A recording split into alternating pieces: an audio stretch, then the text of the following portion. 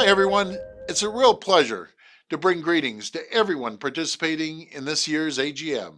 The COVID-19 pandemic has been a difficult and unprecedented challenge. It has forced individuals, businesses, and professions to adapt and change the way they operate. It has been incredible to see how Ontario's accountants have stepped up and overcome many challenges while keeping businesses and the economy moving forward. You're all absolute champions, and I look forward to continuing working together to make Ontario the best place in the world to do business. Thank you, and God bless. Hi, I'm Nina Tangri, Minister of Small Business and Red Tape Reduction. It is my great pleasure to extend a warm welcome to everyone participating in the Annual General Meeting and the Small Business Week Celebrations 2021, hosted by the Society of Professional Accountants of Canada. Although this year's celebration is virtual, I am glad you are all joining while carefully following COVID-19 public health and safety guidelines. I would like to congratulate everyone who was selected to receive the RPA Women Entrepreneur Award, which highlights the accomplishments made by successful and powerful women entrepreneurs. The Ontario government is proud of organizations and individuals that are dedicated to making a difference. We recognize your contributions to the economic and social well-being of our communities. Your efforts and talents impact the lives of many and make our province better. On behalf of the Government of Ontario, I would like to thank the organisers, especially RPA President Zubair Choudhry, who has been a close friend for so many years, for putting this together. And I wish everyone an informative and enjoyable event. A good AGM session, guys. A lot of great information. Zubair, again, for what's been happening over the last 12 months with RPA and the Society. Some great movement going forward and a lot more to come. And we're all looking forward to it. Every year, we're getting now into the Small Business Week celebrations. We had two keynote speakers today. The Honourable Peter I'm going to say his last name wrong, my apologies. Thank you. Minister of Finance. He was supposed to be here today, but due to some other matters that came up, he has sent his keynote address through via video. So we'd like to play that now for you, if we start that. Hello, everyone. I'm happy to share some insights with you today about our plan for supporting Ontario's economy, and of course, to celebrate RPA's Small Business Week and Women Entrepreneurs. I know people in your industry, like all of us, are looking for some reassurance and certainty about what's around the corner. It's the kind of certainty that your clients come to you for. But first, I want to thank the RPAs participating for all of the hard work you're doing to help protect the health and well-being of your clients, your family, and your communities, and for providing some stability to all of them in these unprecedented times. As Minister of Finance, I'm in a unique position to appreciate the skill, dedication, and hard work that professional accountants bring to every client. The work you do helps them accurately assess their financial position in a period of unpredictability when every decision takes on heightened importance. Your guidance on their behalf helps them plan for the future and helps lay the groundwork for sustained economic growth for Ontario. For that, I commend and thank you. Now, you can't have a healthy economy without healthy people, which is why we created a flexible and clear framework, an action plan to protect people and jobs. In the early stages of COVID-19, Ontario was the first jurisdiction in Canada to release a fiscal plan that reflected the potential impacts of the pandemic through the March 2020 Economic and Fiscal Update. We followed that up with the 2020 Ontario budget in November and the 2021 Ontario budget in March of this year, which included important investments in healthcare, as well as a revised economic outlook. And we continued to deliver on our commitment to transparency and accountability. Just a few weeks ago, our government released the 2020-21 Public Accounts, which provides a retrospective look at the province's fiscal performance over the previous fiscal year. Now, I know I don't have to tell all of you about the challenges of accounting in a pandemic. Just like every other area of life, COVID-19 made financial planning more difficult than ever before. We knew we had to make every resource available to protect people and the economy, and we also had to continue to be open, honest, and transparent about our finances.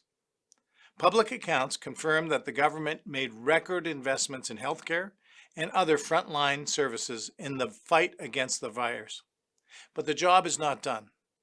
While we have made incredible progress in our Team Ontario vaccine rollout, with over 80% of eligible people in Ontario fully vaccinated, the Delta variant remains a cause for concern. And the Premier has been clear. The last thing our government wants is another lockdown, which is why we are taking a measured and prudent approach to managing the fourth wave of the pandemic, including the introduction of our enhanced COVID-19 vaccine certificate. Now, we know how difficult the past year and a half has been for business, but our government is committed to protecting our progress. I know that members of this audience recognize the importance of transparency and accountability, and I want to assure you that we remain focused on restoring confidence in the province's finances. Ontario will continue to provide regular updates on the province's fiscal and economic outlook based on the latest information available. I look forward to sharing the next step of the government's plan in the 2021 Ontario Economic Outlook and Fiscal Review, also known as the Fall Economic Statement. And I'm pleased to report that things are trending in a positive direction. Since we released the 2021 budget, private sector forecasts for real gross domestic product have been revised upwards for this year. In the first quarter finances, which we released in August, the government projected a deficit of $32.4 billion in 21-22, which is an improvement of nearly $700 million from the outlook presented in the 2021 budget. This is the result of prudent fiscal management and higher than projected revenues. And the continued growth in employment and the modest deficit improvement are evidence that our plan is working. Our flexible approach has served Ontario well throughout the pandemic, and it will continue to ensure a lack of resources is never an obstacle in the province's response to COVID-19. Our government recognizes that our return to a more sustainable fiscal position must be fueled by economic growth, by investment, by entrepreneurship, and by the hard work of local business owners like those of you participating in today's event and receiving well-deserved awards. Small businesses are the backbone of our economy, and I want you to know how much we and your communities value your contributions this Small Business Week. Since the beginning of the pandemic, Ontario's businesses have not only stepped up to the plate, but gone above and beyond to support their neighbors. And we have had businesses' backs during this challenging time. Direct support, such as grants or property tax and energy cost relief, helped to keep many businesses afloat. We offered a wide range of programs for businesses affected by the necessary public health measures, including the Ontario Small Business Support Grant, which delivered nearly $3 billion in urgent and unprecedented support to more than 110,000 small businesses across the province. As we continue to deal with the economic fallout from the pandemic, one of our top priorities will be helping businesses rebound and encouraging economic growth in every region of the province. We are investing more than $100 million over 4 years through the Regional Development Program to help address distinct regional priorities and challenges. And Ontario has also temporarily enhanced the Regional Opportunities Investment Tax Credit, investing $61 million for total tax credit support of about $155 million by 2022-23. We also made a number of changes on the taxation front that will help to improve competitiveness and help businesses. For instance, we have reduced high business education tax rates in 2021. This change alone is creating $450 million in annual savings for more than 200,000 business properties, or 94% of all business properties in Ontario. Even with the unprecedented support the government has provided, many workers have lost their jobs due to the pandemic. To help these workers, our government introduced the Ontario Jobs Training Tax Credit. This is a temporary, refundable personal income tax credit that helps workers get the training they need to shift careers, retrain, or sharpen their skills. The credit provides up to $2,000 in relief for 50% of a person's eligible expenses in 2021. It will deliver about $260 million in support to 230,000 people in Ontario. I encourage your members and anyone you know who is considering a future as a registered professional accountant to take advantage of this credit for eligible courses and examinations. Earlier this year, my colleague, Minister Romano, announced that our government will launch the new Ontario Business Registry on October 19th. This new online system will make it easier, simpler, and more affordable for millions of businesses and not-for-profit corporations to interact with the government. For the first time ever, more than 90 government business services will be available online, providing people across the province with direct access 24 hours a day, 365 days a year. Feedback sessions are underway to support future alignment and intermediary use of the Ontario Business Registry. I encourage you to participate and provide your thoughts. The continued growth in employment and modest deficit improvement projected in the 2021-22 first quarter finances are evidence that our approach is working. Through COVID-19, our government's priority has been protecting people's health and supporting people and businesses. And we know there is still more to do. I am confident that Ontario's economy is poised for growth and recovery.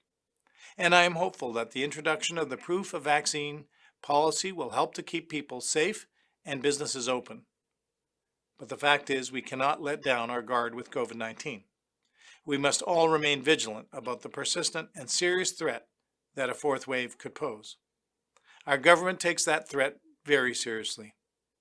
We remain absolutely committed to creating a safe environment for individuals, their families, their co-workers, and their businesses to stay healthy and grow.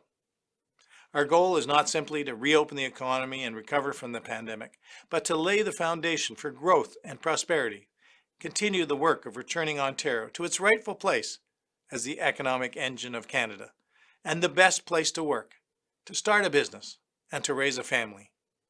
We will continue to support people and businesses through COVID-19 and move ahead with our commitment to generate lasting, sustainable economic growth. I look forward to working with business people like the skilled accountants gathered for this event, and businesses across the province in the days, weeks, and months ahead to continue to chart our course out of this pandemic and to rebuild an Ontario that we will be proud to pass on to our children and our grandchildren. Thank you. I'd like to ask then Zubair to come up to start the opening.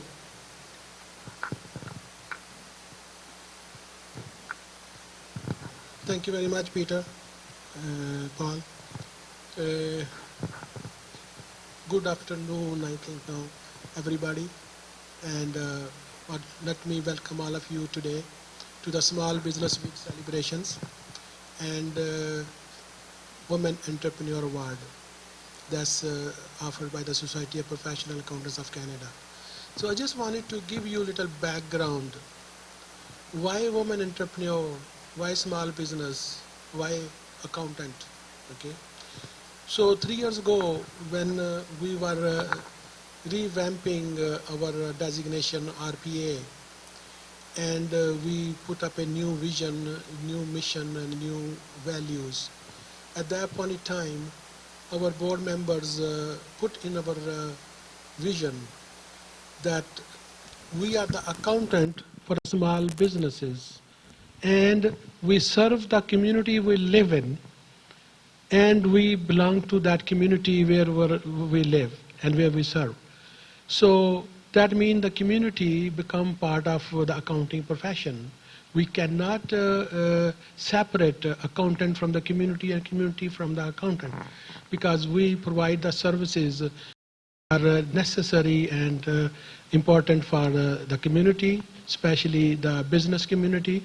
And when we were doing this whole task of establishing a vision, and we had to have some kind of community service or community matter that we become a champion of. Like any other profession, they pick their area to serve the community need. And we were struggling at that time, and we came up with some information and a research study that when we look at the businesses, the majority of the businesses are run by men, and they call entrepreneur. And then we call a woman as a woman entrepreneur. So that means the entrepreneur word is only for the men. That is ironic. And then I was studying and then I found out what is entrepreneur. It is defined, an entrepreneur is a man who have ambition and who have drive to create something private, like a dynasty, and accomplishment, their dream. And that is defined as entrepreneur. And then I said, what about defining woman entrepreneur? How that definition, okay? And it also says that the men take the challenges and they fight for the things they want to achieve. And the women are not in any way in the definition. So we said, do the research, and we found out the woman is described as a caregiver only. So that was the definition of a female is only a caregiver, and where the man is a breadwinner. I said that there are many women who are not just a caregiver, they are breadwinner too. There are many women who are also entrepreneur, and they are working and they are self-sufficient and they are contributing, they are creating jobs, they are paying taxes. So when we look at the perception, and that is something we thought we should try to change. And that is a task which RPA Canada, as accountant for small businesses, took that task, that we want to empower the woman. You can empower the woman two ways. Give a handout or give a hand up. Okay? And if I am a politician, if I am a social community leader, I will say give handout, give women money, give women welfare, child support, this support, that support. Yes, I'm not saying that they don't need that one. But I think that is somehow I felt that woman is not getting recognition they deserve. Women is always considered as a complement to the men's achievement. I remember that very famous saying that behind every successful man there is a woman. Why behind a woman? Why cannot be woman in the front too? Okay, so maybe time will change. Maybe time is changing. Maybe we have to force the time to change. So I think we chose that we will change that thing. We will empower the woman by encouraging the woman to become entrepreneur. First thing is to encourage the woman. Women around you, your daughter, your sister, your wife, your mother, whoever woman around you, encourage them if they have the talent to become entrepreneur.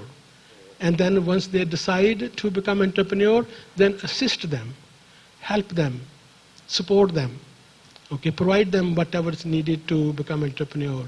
And then once they accomplish, then you must credit them and appreciate them with recognition, recognize them, okay. So today's Women Entrepreneur Award is the series of recognition that we started 3 years ago, that we want to empower the woman, that women can contribute, women can be self-sustained, women can be given the opportunity. And the study shows us, and I was looking at the BDC bank study, and was saying that 80% of the women, when they take a loan from the bank, they return it.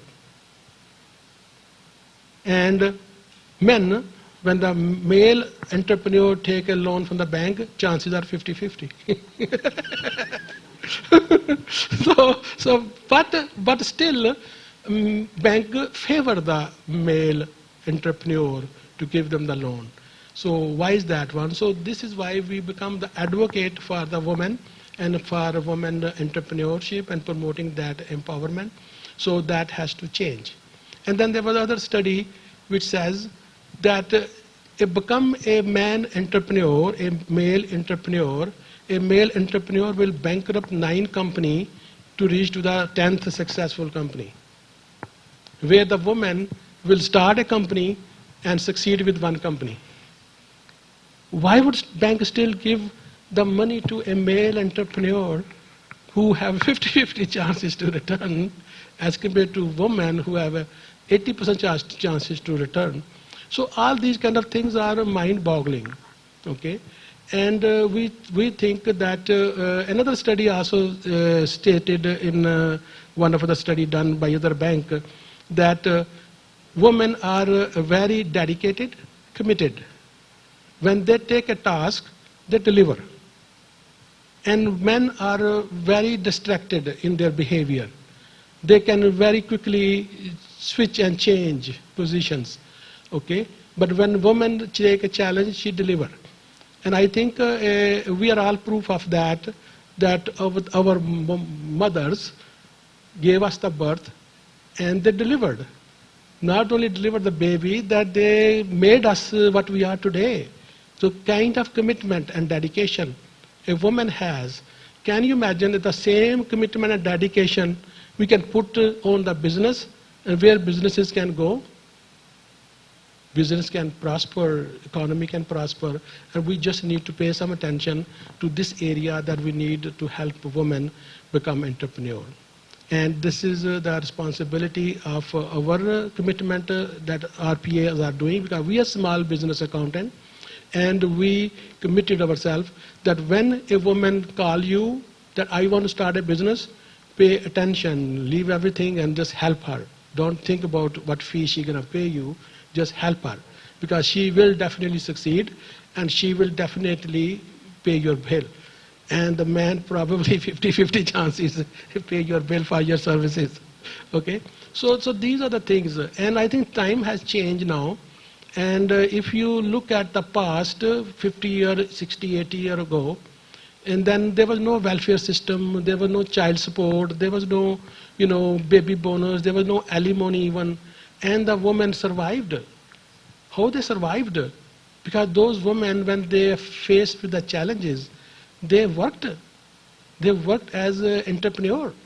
I have so many cases around me when I was a young boy growing up that I saw women working from home, doing some work and delivering and getting paid and raising children.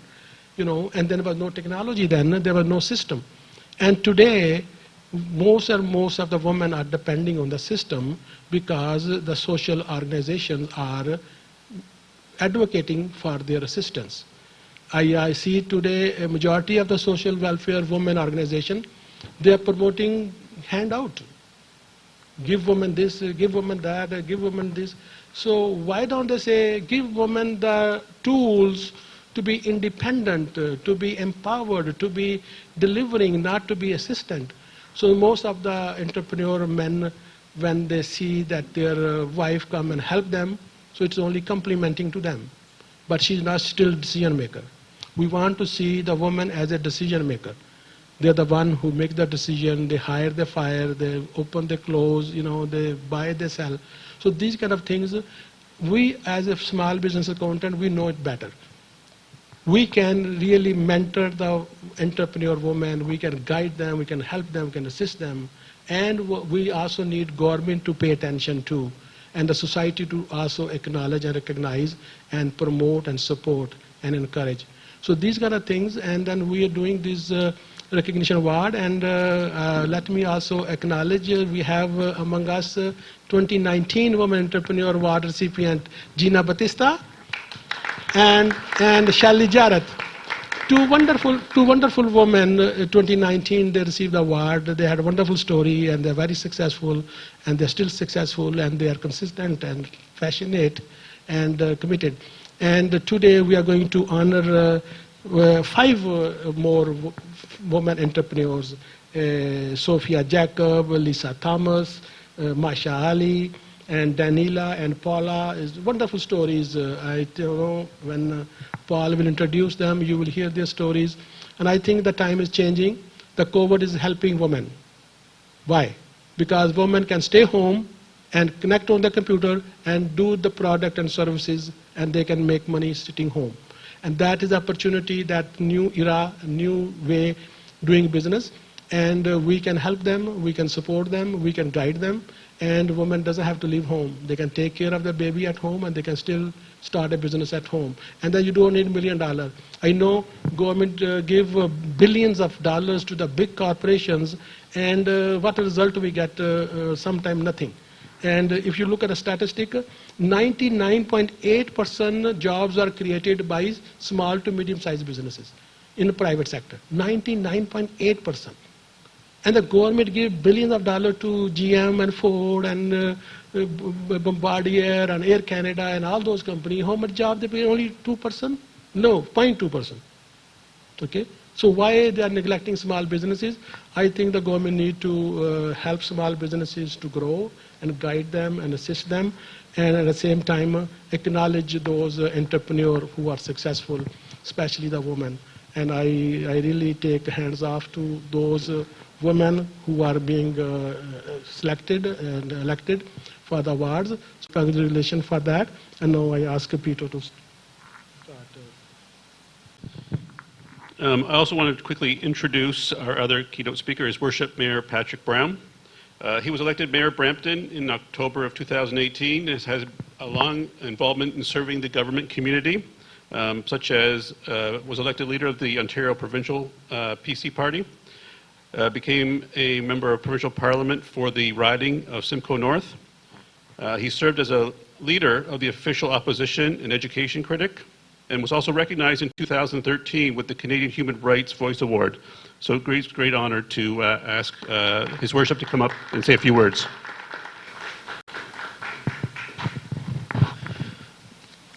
Well, thank you very much for the opportunity to join you today. I want to thank Zubair for his passion and dedication to really elevate small businesses, and I want to commend you for the theme today, which is recognizing women entrepreneurs.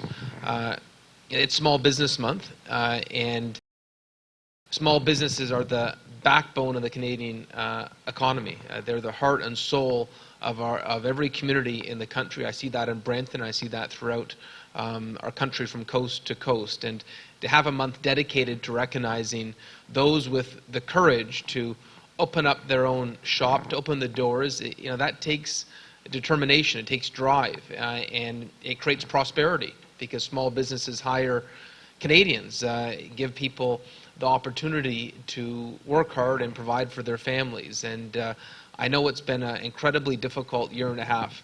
It's tough enough running a small business, but to do that in the midst of COVID, when there was unexpected challenges and people had to pivot and change, whether it was restaurants that had to focus on takeout, whether it was retail stores that had to develop a virtual storefront, we've seen a resilience that we've never seen before. And hopefully the adversity of the last year and a half will position Canada well to get back on our feet and to have a more sophisticated economy, to have one that is more adept for the global village that we live in, where you can really market your products anywhere, not necessarily simply on Main Street or within the vicinity of your own neighborhood. I know the Association of Accountants have been at the forefront of helping small businesses, and I want to thank you for setting up this opportunity to recognize some real success stories. I know the 5 women being recognized today are role models that hopefully others can follow, pioneers who have created success and prosperity. And so on behalf of the City of Brampton, I wanted to come today to salute you, to congratulate you, and to wish everyone a very wonderful Small Business Month. All the best. Thank you so much. So I'd like to then start with the Women Entrepreneurship Award.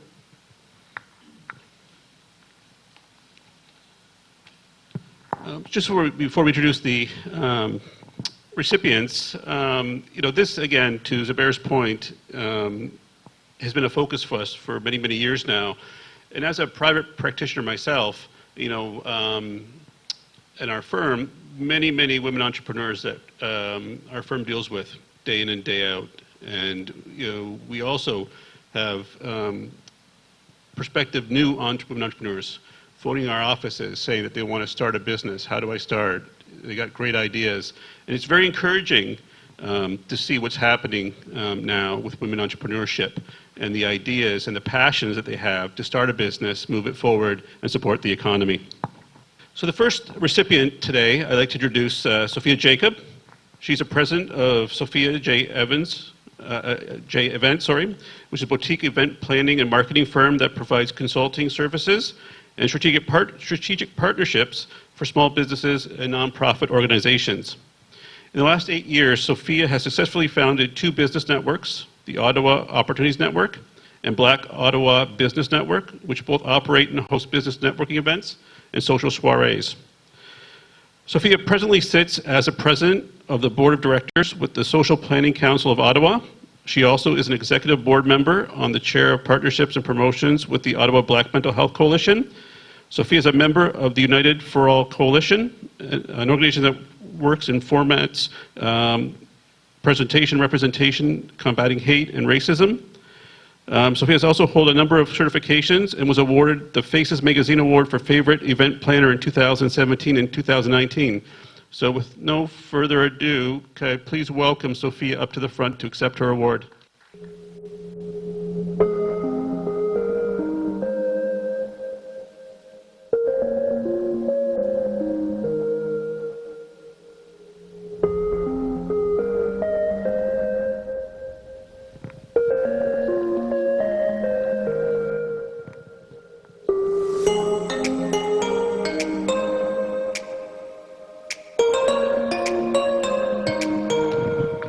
A certificate of recognition for Zubair as well for his determination and dedication. Well, thank you very much, Mayor. It's always an honor to meet you and see you, and we had opportunity working together in provincial politics. So, but no, you have given me something. I cannot let you go without giving you something. Okay. So we have to reciprocate. Okay, thank you. Okay, so this is a recognition for you. If I could ask Sophia to come back up just to say a few words, and then I'll do the introductions and get the other recipients to say a few words as well, which would be great to hear. Thank you. Hi, everyone. Thank you so much for having me here today. I just want to bring you greetings. First, to acknowledge that I traveled from Ottawa, the territory of the Anishinaabe Nation, the land of the First Nation people, Inuit and Métis people, and now I'm here with you to accept this prestigious award on the land of the territories of the Huron-Wendat, Seneca, and the Mississaugas of the Credit. Next, I'd like to acknowledge the President of the RPA, Mr. Zubair Choudhry, the Board of Directors, and members. And I just want to thank you all for this prestigious award. So quickly, it's been a journey to actually get here. When I started, I was a young mom of 18, didn't know what I was going to do in the world. When you become a mom, it's a whole other responsibility. And so I said, what am I going to do? And so I got into healthcare because that was one of the ways that you can make enough money to support yourself. To be a mom, to be a single mom, to be able to support yourself is something that, I wouldn't want you to go through it unless you choosing to go through that. It is a tough battle. And so when that started to look a little precarious, I said, what am I going to do? Because nobody knows me outside of who I am in the healthcare field. And I said, I love event planning. I know how to do it well. It's something I can do from within the heart. It's my passion. And so I said, the only way I'm going to get to know other people is to go and do networking events. And so I started to host networking events. And I said, just before I started, what am I going to call this? So I said, you know what? It's time for Black entrepreneurs to meet. So I started Black Ottawa Business Network. And from there, things started to move. Black entrepreneurs were meeting, business owners, and nonprofit organizations. And then I said, I want others to meet as well. Let's have, a mixed community. Let's really bring this together. And that's when I started the Ottawa Opportunities Network. Same format, but just more entrepreneurs coming together to meet. And women started to meet. Other women started to meet each other and started to network and really started to think outside of the box. some serious thinking was going on about how business was going to look for entrepreneurs. And I've had the discussion about black entrepreneurship for women, Indigenous women, as well as other marginalized folk. And it's been something that's been my passion. Then in late 2018, I said, where is everyone? What's happening in the world, particularly around women of color? And I said, I don't see enough women of color in the world doing things. We are filling in the gaps, but just not enough. And there's not enough place for us. So I want to be able to bring us together. And so I started the Canadian Women of Color Leadership Network. We do focus on leadership. We focus on women's economic development. We focus on partnerships and community events. And I said, from there, it has been the best part of my life, for true. Canadian Women of Color Leadership Networks is bringing women from all across Canada, women who have started businesses, owned businesses, left businesses, wanted to start second career, wanted to do different things in their lives, wanted to become leaders in whatever facet. If you want to drive a truck, let's help you get there to do that. Let's help to educate you, let's help to inform you, and let's help you to meet other women of color that are doing either the same thing or, you know, something outside of the box. It's been truly rewarding to be in the planning business, in the marketing business, because I get to meet a lot of awesome people. And then, you know, on top of that, to be rewarded for your work is another truly awesome piece. And so I'm really thankful to the board and to the president, because we had a wonderful conversation about women entrepreneurship, and what he says is true. It is very tough for women of color, particularly for Black, Indigenous, and women of color, to be able to rise to the top and say that you're a leader there and that you belong there. We know we do belong there because we have the strength and the resilience to be there. And so I want to thank you guys for bringing this award out and connecting with the community through this way. It really is an opportunity to meet people, and I'm thankful that I made it down from Ottawa just in time to be able to receive this award. Thank you so much, everyone. I really appreciate you. Thank you. Thank you, Sophia. I'd like to talk a little bit about Not Your Granny's Granola and Cookie Diva. So before I get into a little quick intro, I need you to meet my little daughter, Melina. She wants to be a baker when she grows up, and when I saw your profile, I thought, I gotta talk to you guys. And she's a diva too.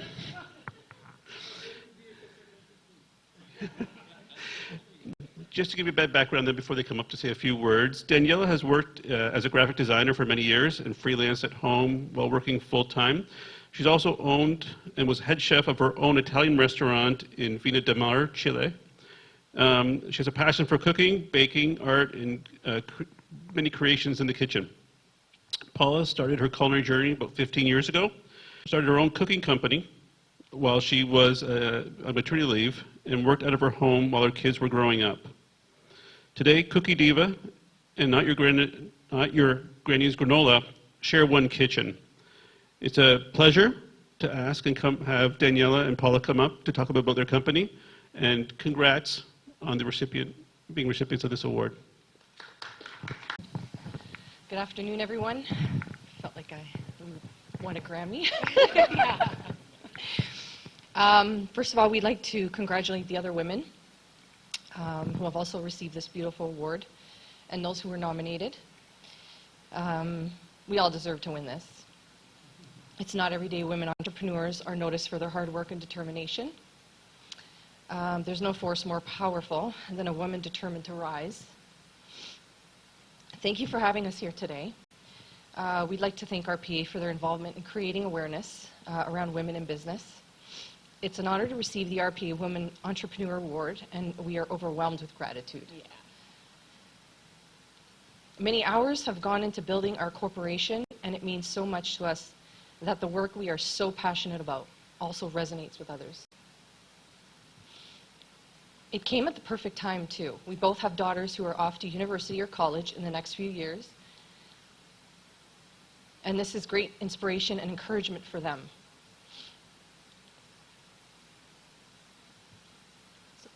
You got this. You got this. Showing them how crucial women are in the workforce and what we can achieve. We opened shop in November 2019 with many dreams and goals to achieve. 3 months later, the pandemic hit.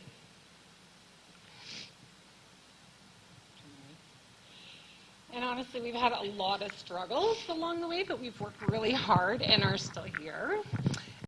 This accomplishment is not something we did alone. We're both very emotional.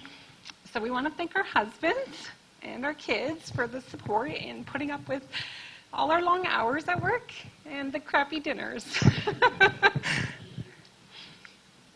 Okay. So this is not just for us, but for all of our customers too who supported us along the way. Okay, now you can we're a mess.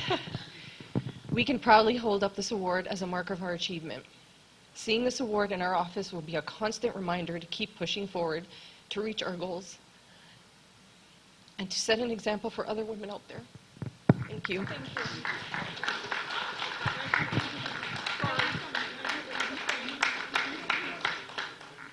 Thank you so much. Our next recipient, Masha Ali.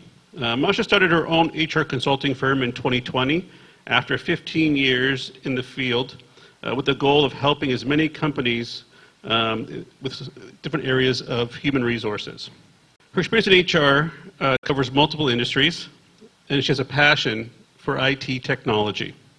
I'd like to welcome Masha up to say a few words and congratulate her on being a recipient of the Women Entrepreneurs Award.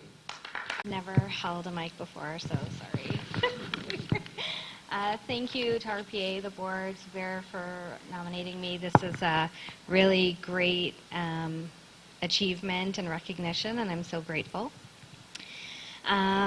It's really good for the recipients to be recognized, but also for the future entrepreneurs out there, the females that are thinking about opening their business. It's really good and gives them a lot of encouragement to take that chance. So a little bit about me. As Paul mentioned, I've been in HR for 15 years, and last year when the pandemic hit, I finally decided I'm kind of tired of that corporate world, being the HR slave to different companies and, just not really doing what I want to be able to do.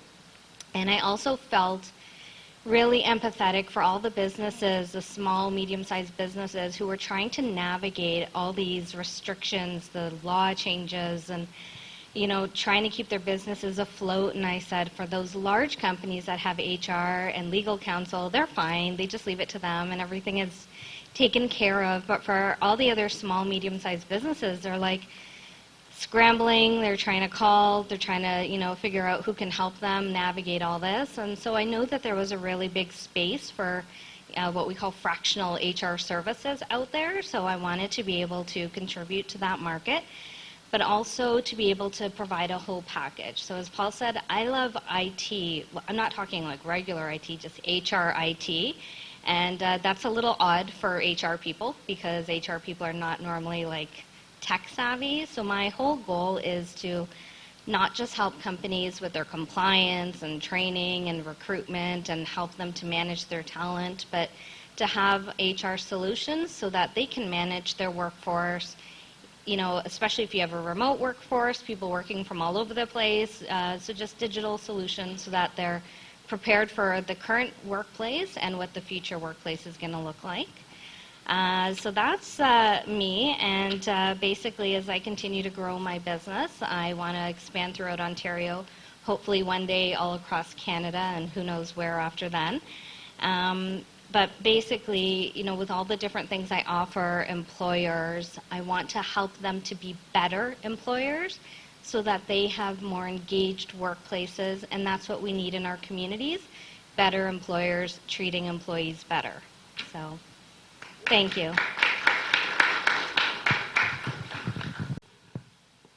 I'd like to also now welcome Lisa Thomas, President of Adventure Rooms Canada. Through some personal and professional hardships, Lisa took a journey back in 2013 that she'll share with us. And during that journey, she discovered the concept of this escape room. And today, there's many of them around in Ontario. I know that my family loves to do them.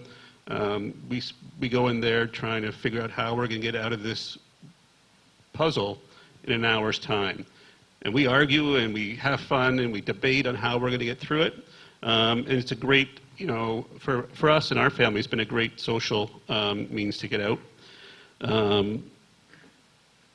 Lisa's grown her business over the years. She's got 2 locations, which she'll share.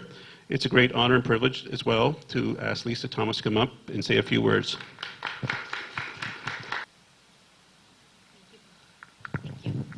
Thank you very much, everyone.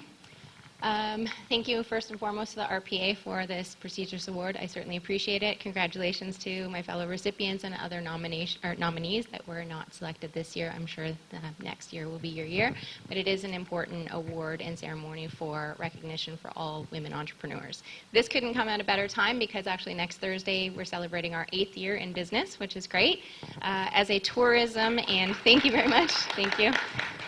As a tourism and team building activity, we were actually among the hardest hit industries in the pandemic. As you can imagine, you can't really do team building and locking people in an escape room from home. So we certainly had to go through some challenges that were unique to our industry, but we're still here. And as I say, this 8th year will be the most important yet. So to tell a little story, I know I'm the last one, so I apologize. Back in 2012, I faced a personal dilemma, and that was I had been in the corporate world for 11 years, and I just wasn't feeling inspired anymore. I felt like I had hit the glass ceiling, so to speak, and it just felt like it was a very political environment to be in, and it wasn't doing anything for my soul. So I set out on a journey, and I decided in my mid-30s that I was going to travel the world as a backpacker solo, and decided to go to 21 countries, the majority of which I did not speak any of the language, maybe like hello, goodbye, thank you, that kind of thing. And one of the places that I ended up on the journey was in Bern, Switzerland. The reason I chose Bern is because, for those of you who may know, Bern actually means bear, and I'm an avid animal lover, so I thought I would love to go and check out the bears. What I did on my journey throughout the 3 months is I always checked out the local attractions on TripAdvisor. I love the old local areas and the kind of nooks and crannies that you don't necessarily know about in the travel guides. So what I found in Switzerland was this concept called adventure rooms. Same name, except the Canada part. And essentially it said that you're going to be locked into a room, you're going to have to solve a variety of puzzles, and it requires a minimum of 2 people, and you're going to be in there for an hour, and the escape rate is essentially very low. I was solo traveling. I don't speak Swiss German, and I wasn't quite sure how I was going to do this activity, but by God, I was going to do it. So what I did was I contacted the company itself, and I said, I don't care if you lock me in with a company or a couple or a family that do not speak any English. I just want to have this experience. I'm in town for 1 evening. Is there any way this can work? So essentially they said, actually, what's happened is someone who's staying at the same hostel as you is interested in coming and playing this experience at the same time as you. If you would like, you can exchange emails, and we have an 8:45 p.m. spot. So I said, okay, that sounds great. So now I have to speak to this strange person named James, who's sitting in the cafeteria as me in the hostel, but I'm not really sure who he is. So as you can imagine, I'm suspiciously looking at every individual who's in the cafeteria, both inside and outside, and trying to say, like, what are you wearing, where are you, etc. So he said, I'm outside, I'm wearing a white t-shirt, and if you'd like, you can come and see me. And at the same time, there was another guy who was a table over, and he kept kind of giving me an eye, and I was like, uh-oh. Am I going to see James and he's the guy outside, or is it really this guy, and I'm going to be super embarrassed when I go outside? Thankfully, it turned out that James really was outside, and we coordinated our activity. We went, and we had a fantastic time. At the end of the day, we didn't do great. There were some cultural barriers, us both being Canadian. Actually, he's an Australian, but living in BC. We had a great time, though. The owners were nice enough to show us the rest of the experience and to talk to us a little bit about how their escape room had come to fruition. Essentially, he was a physics teacher. He coordinated it as something to present a creative way for his students to learn. They loved it so much they brought additional students and friends and family, and then so on and so forth. So they had actually just opened about 5 months or 6 months prior to me visiting, and I had asked him if he had thought about possibly franchising. We had to talk a little bit about what franchising would actually mean, because I'm a very autonomous, independent woman, and I certainly didn't want to be like a Subway trademark, this is how you make your sandwiches and here's all your marketing material. I just wanted to respect and give credit to the person who I was being inspired by. So I asked to borrow basically the brand name, to have some puzzle assistance if I wanted to have some, but otherwise it was my company and I was going to do things in a Canadian way based on what was going to appeal to our customers. So fast forward coming home, as you can imagine, I had to do all the regular business calls, including calling an insurance company and telling them that actually my business idea was to lock people into a room for 60 minutes and in most cases start them out handcuffed to a wall, fence, or other object. Was that okay? Are you comfortable with insuring my company? So I can tell you 8 years later, they still are not comfortable insuring my company. In fact, most of the companies refuse to actually quote my business whatsoever. So it is a continuous challenge, even though we've been around with no issues in that time. But I'm happy to say that we've made it through. There was a period of time, about 3 months into business, that we actually made it to #1 in TripAdvisor for all tourist attractions in Ontario, and we actually outranked the Horseshoe Falls in Niagara Falls themselves. Then TripAdvisor changed its categories. So now you can find us in a sub-level, and we're under fun and games. But it was a great honor to see that, and of course we had a chuckle. I have a screenshot that I shared with my friends at the time. And similarly, after I started my franchise, it inspired others to open their international franchises with Adventurums as a company all across the world. So before the pandemic, I think we were 35 countries strong. Not owned by me, I wish. I have the 2 locations in Canada, Kitchener-Waterloo, as well as Niagara Falls, and hopefully we'll be able to create and continue to grow in the future. So, yeah, thank you very much. Thank you. Thank you, Lisa. Once again, guys, I'd like to give a round of applause to our recipients of this year's Women Entrepreneur Awards. Truly deserve it. And I know for myself, having 2 daughters, this is very inspiring, and I want them to know that there's opportunity. Even though I'm an entrepreneur, I think it comes stronger. The emphasis and the meaning behind women entrepreneurs is that much stronger. And for my daughters, I look forward to them starting and growing their own businesses should they choose to. I know they've got the power to do it. They're very determined. They've got the mind of their own. I know they'd be successful doing it. So I think today speaks volumes to us who've got daughters, grandchildren that are looking to start and grow their business. So again, thank you guys so much. Well deserved. I just ask Zubair to do a quick closing statement, and then we'll adjourn the meeting and have a bit of a reception, and we can just hang out and talk. Well, again, I think, again, I congratulate all these wonderful female entrepreneurs. They are wonderful example for the future women entrepreneur to look up to, and I think we are in the right track. We all believe on women empowerment. We will continue doing it. And don't forget to my RPA members who are graduating with their professional practice certification. December 12 will be the graduation ceremony right here at the same hall. On December 12, it's going to be a wonderful graduation ceremony. Please register early and get ready. So that's another announcement for our members. And again, thank you very much, everybody. There is still sandwiches there. There's still juice. There's still coffee, tea, whatever. And please, feel free to share around your word, your discussion, your experience to other fellow member if you want. And this end our meeting officially. Thank you very much.